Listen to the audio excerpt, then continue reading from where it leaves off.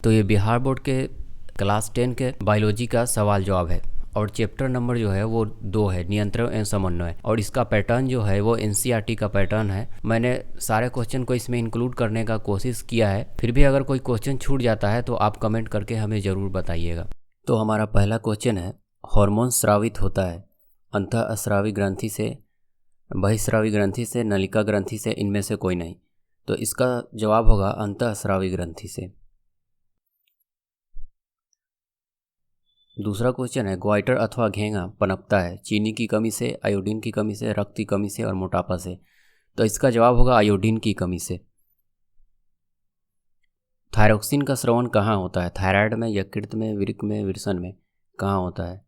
तो इसका जवाब होगा थायराइड। मानव में डायलिसिस थैली है, इसका जवाब क्या होगा? नेफ्रॉन। भोजन का पचना किस प्रकार की अभिक्रिया है? तो इसका जवाब होगा उपचयन। कौन सा पादप नियंत्रक फल बेचने वालों द्वारा उपयोग किया जाता है? तो इसका होगा जवाब इथाइलिन। वह संरचना जो उद्दीपन की पहचान कराती है क्या कहलाती है? ग्राही कहलाती है। निम्नलिखित में कौन सी एक अंतःस्रावी और बाह्यस्रावी ग्रंथि 2 प्रकार की होती है? अग्नाशय।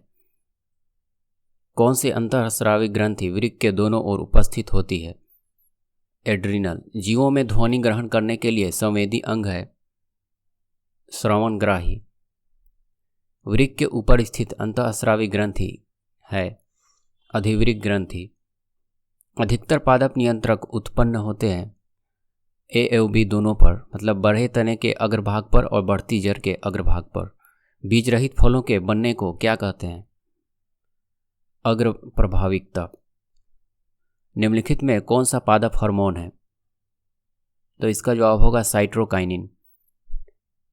2 तंत्रिका कोशिका के मध्य खाली स्थान को क्या कहते हैं? सिनेटिक दरार, सिनेप्स। मस्तिष्क उत्तरदायी होता है उपरोक्त सभी के लिए: सोचने के लिए, हृदय संपदन के लिए, शरीर का संतुलन बनाने के लिए। बहुकोशिकीय जीवों में निम्न में से किस प्रकार का समन्वय पाया जाता है? तो इसका जवाब होगा उपयुक्त दोनों। सी इसका आंसर होगा रासायनिक समन्वय एवं तंत्रिका समन्वय। तंत्रिका कोशिकाएं कितने प्रकार की होती है? तो इसका जवाब होगा 3 प्रकार की होती है, आंसर सी होगा। परिवर्ती चाप कहाँ बनता है? मेरुरज्जु में। शरीर की प्रधान नियंत्रक ग्रंथि किसे कहा जाता है? तो पीयूष ग्रंथि को। अंतःस्रावी ग्रंथियाँ होती हैं नलिका विहीन, इसका ए आंसर होगा। थायराइड ग्रंथि की अल्पक्रियता के कारण कौन सा रोग उत्पन्न होता है? तो इसका जवाब होगा, इसमें से तीनों रोग उत्पन्न होते हैं: ऑटोमानता, ऑटो अल्पक्रियता और मिडिक्सडीमा। अग्नाशय द्वारा निम्न में से कौन सा हार्मोन स्रावित होता है? इंसुलिन और ग्लूकोन, इसका सी आंसर होगा। पत्तियों का मुरझाना किस पादप हार्मोन के कारण संभव हो पाता है?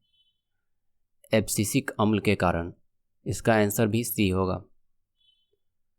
साबित होने वाले हार्मोन का समय और मात्रा किस क्रियाविधि द्वारा नियंत्रित की जाती है? पुनर्भरण क्रिया द्वारा। जड़ का अधोगामी वृद्धि है गुरुत्वानुवर्तन, इसका आंसर बी होगा।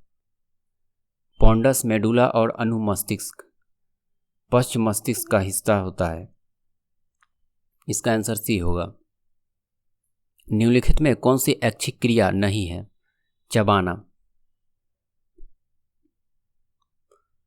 ऑटो ग्रंथि को थायरोक्सिन हार्मोन बनाने के लिए क्या आवश्यक है? सोडियम, इसका आंसर ए होगा। मस्तिष्क का कौन सा भाग शरीर की स्थिति तथा संतुलन का अनुरक्षण करता है? अनुमस्तिष्क, सी आंसर होगा इसका। पादप हार्मोन साइटोकाइनिन सहायक है, इसका जवाब होगा प्रारोह के अग्रभाग की लंबाई में वृद्धि के लिए, इसका आंसर ए होगा। अनुकुंचन गति किस पौधों पर प्रमाणित की जाती है? तो इसे छुई मुई पर। वृक्क किस तंत्र का भाग है? उत्सर्जन तंत्र का भाग है। इंसुलिन की कमी के कारण कौन सा रोग होता है? तो इसका जवाब होगा मधुमेह। खोपड़ी के अग्र सिरे पर स्थित न्यूरॉन को शरीर के विभिन्न भागों से प्राप्त होता है। क्या प्राप्त होता है? संकेत। सी आंसर होगा इसका। ओटू ग्रंथि को थायरोक्सिन हार्मोन बनाने के लिए क्या आवश्यक है? आयोडीन। लीडिंग कोशिकाएं कहाँ मिलती हैं? विड्सन में। ऑक्सीजन पादप हार्मोन पौधों के किस क्रिया में सहायक होता है? वृद्धि में। तंत्रिका तंत्र का भाग है। इनमें से सभी मस्तिष्क, रीढ़, रज्जु।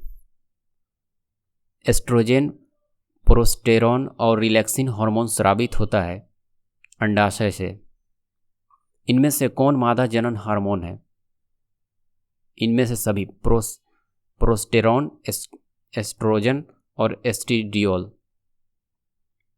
कुछ जानवर जुगाली करते हैं भोजन को पचाने के लिए। इसका आंसर बी होगा। रुधिर दाब तथा हृदय संपादन किस हार्मोन के द्वारा होता है? एड्रिनल के द्वारा। हमारे शरीर में विभिन्न जैविक कार्यों का नियंत्रण होता है तंत्रिका एवं रसायनों द्वारा। इसका सी आंसर होगा। एब्सिसिक एसिड किस तरह का रसायन है? वृद्धि रोधक की तरह। बीज रहित पौधों के उत्पादन में ये सहायक होते हैं ऑक्सीजन एवं जिब्रेलिन्स दोनों। इनमें से कौन फल पकाने के लिए प्रयुक्त होते हैं? जिब्रेलिन्स।